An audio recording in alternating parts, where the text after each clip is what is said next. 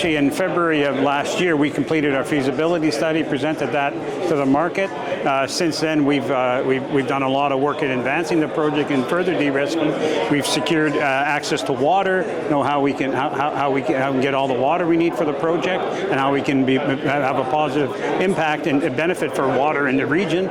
We've secured the land and land access. We completed our land access agreements.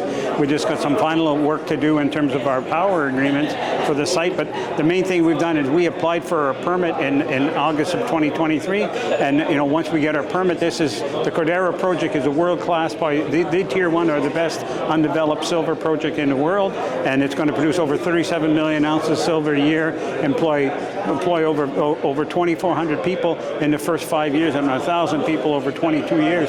So it's definitely a project that needs to be built, and we're ready to build it as soon as we're finished in terms of our getting a permit, and then we can get our financing in place. Well, first off, Cordero, with over 300 million ounces of silver, is one of the largest silver deposits in the world. And as I mentioned earlier, it's one of the largest undeveloped silver deposits in the world. From a silver equivalent point of view, it's over 1.3 billion ounces of silver. So it's a silver, lead, zinc deposit. It's going to be one of the, as a zinc mine by itself, would be one of the larger zinc mines in all of Mexico. So it's a large deposit. But the other part, in terms of what we come up in terms of the feasibility study and what we see with this project, it's over a 22-year mine life. It's going to be one of the largest silver, produce over 37 million ounces a year. So one of the largest silver producers in the world, bring a lot of benefit to the region. We're going to, $4 billion in goods and services, over $2 billion at these metal prices in taxes to all levels of government. And as I've said earlier, bring a lot of prosperity in terms of employing over 2,500 people during the first 5 years of construction, and 1,000 people over the 22-year mine life. Well, I think a Cordero project is going to be a big winner in terms of bringing new investment into the Parral region, into Chihuahua.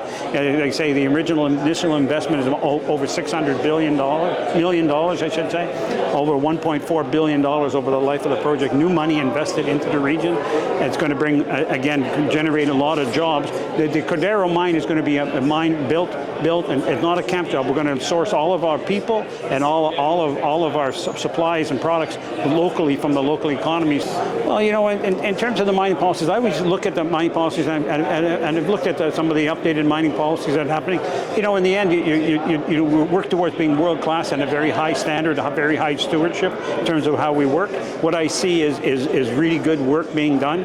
Definitely a very high standard. Even if I look at the work that our people do in Mexico, it's a very high standard, both from a social but health and safety point of view, environment and stewardship point of view. I think we have a lot going on that bodes well in terms of how we can successfully develop and build this project. And it's all based on government support, and we see a lot of government support in the region, both at the community level, at the state level, and at the federal level. So we look forward to building this project and working in Mexico for a long time.